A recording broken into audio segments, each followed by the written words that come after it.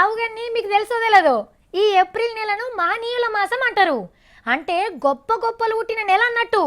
మొన్ననే చెప్పినాం కదా, ఏప్రిల్ 5 నాడు బాబు జగ్జీవన్ రామ్ సార్ పుట్టిండని. ఇవాళ జ్యోతిరావు పూలే సార్ పుట్టినరోజు పండగ. ఢిల్లీ నుంచి గల్లీ దాకా ఆయన విగ్రహాలకు దండలేసి దండం పెట్టిండ్రు.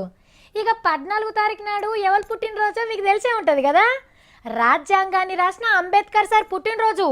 మరి ఆయన జయంతికి ఏం చేస్తున్నారో ఓ పారాడుచుకుందామా రండి. మరి ట్యాంకు బండి మీద అంబేద్కర్ సార్ విగ్రహం కాడ ఎంత ఇరికిరుకుంటది.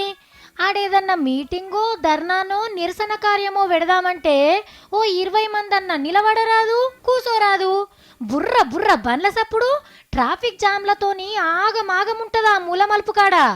కానీ ఒక్క ఏడాదాగుండ్రి, 36 ఎకరాల జాగల అంబేద్కర్ పార్కు గట్టియబోతుంది సర్కార్.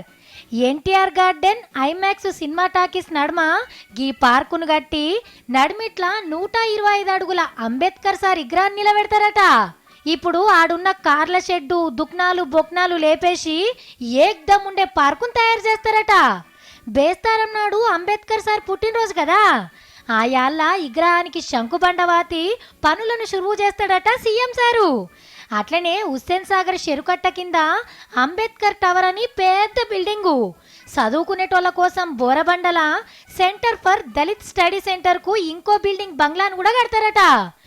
ఏడాది పొడుగుతా రాజ్యాంగం రాసిన సారు బర్త్డేలను జరిపించి మళ్ళా పుట్టినరోజు పండగ నాటికి ఈ విగ్రహం పార్కు బంగ్లాలను ఓపెనింగ్ చేస్తారట. మొత్తానికి దేశంలో అతిపెద్ద అంబేద్కర్ సార్ విగ్రహాన్ని దర్శనం చేసుకొని పార్కులో కూర్చొని ఆయన ఆశయాలు యాద్ చేసుకునే భాగ్యం మనకు కలగబోతుందన్నట్టు.